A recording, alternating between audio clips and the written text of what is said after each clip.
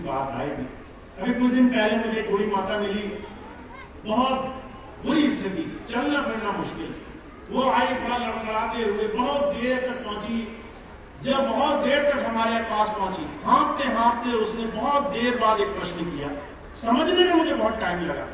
जब बहुत देर बाद मैंने समझा तो वो कहने लगी, मेरे लड़के का तलाक चल रहा है, मुकदमा चल रहा है, मुकदमा किसी तरह से हल हो गया। लड़का पास खड़ा था। मैंने कहा ये बात तो ये भी कह सकता है, तुमने इतना जोर क्यों लगाया, इतनी दूर यहाँ तक चल के आई ये बताने के लिए जो मुकदमा चल रहा है वो तो यही अपने आप मुझे बता सकता है। तुम इससे कब आजाद होगी, तुम इससे कब मुक्त होगी, इसे तो ऐसे ना जाने कितने मुकदमे लड़ने पड़ेंगे, तुम अपना मुकदमा कब हल करोगे। ये हमारे और आपके जीवन में एक बहुत बड़ा सत्य है जो हमें जितनी जल्दी समझ में आ जाए अच्छा। हम सबका काम नहीं कर सकते, हम अपना काम समय रहते ही बना सकते हैं। तो आज महाराज जी के जीवन में हमें एक बात समझनी है, हमारे जीवन में हम तभी गुरु के हैं जब हम अपने जीवन में सही और सारे पहलुओं को सही तरीके से जीवन में लेके आने वाले हैं।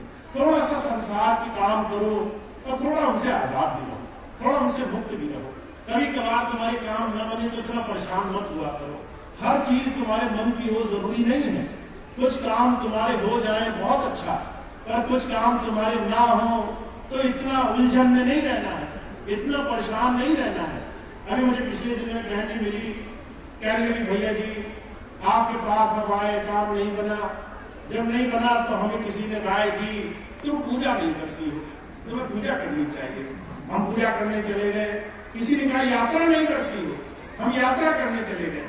किसी ने कहा तुम अलग अलग जगह जा करके अलग अलग तरह तरह के अपने जीवन में अनुष्ठान नहीं करती हो, हम अनुष्ठान करने लगे।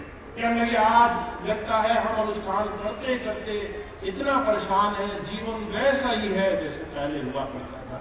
सिर्फ एक बात नहीं समझने के कारण सब कुछ तुम्हारे हिसाब से नहीं होगा।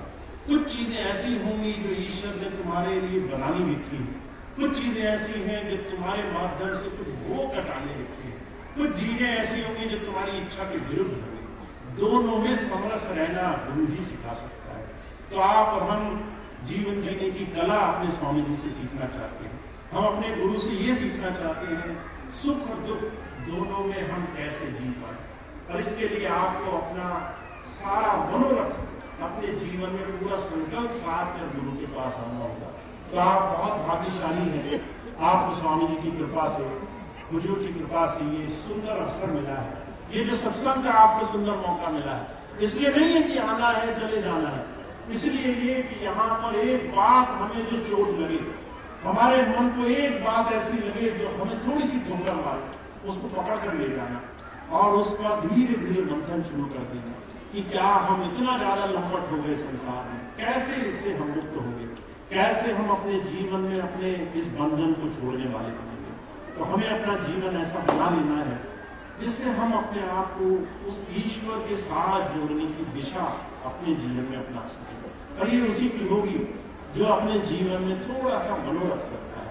मैं आपको छोटी सी बात बता दूं, आपको ये बात समझ लेनी है।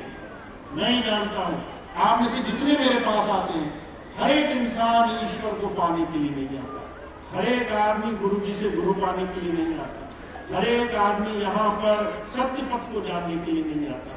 कुछ लोग इसलिए भी आते हैं कि काम बन जाए, कुछ लोग इसलिए भी आते हैं कि मुकदमे दूर हो जाए, कुछ लोग इसलिए भी आते हैं बीमारी दूर हो जाए। अभी कुछ लोग तो ऐसे हैं जो किसी की सुनी सुनाई में आते हैं। किसी ने कहा वहां चलो बड़े चमत्कारी बाबा है, आप फौरन चले आओगे, और यहाँ आकर के आपकी पहली चीज क्या होगी कि बाबा जी पहले हमारा काम बना दो, पहले हमारा काम बनेगा तब हम वापिस आएंगे।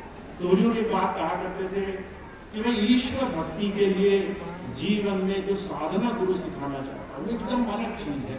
और आप जो मन में विचार लेकर आ रहे हैं, 100 में से एक आधा ही ऐसा होगा जो गुरु को समझने के भाव से गुरु की दिशा में आ रहा है। तो आप इस बात को समझें, जैसी मन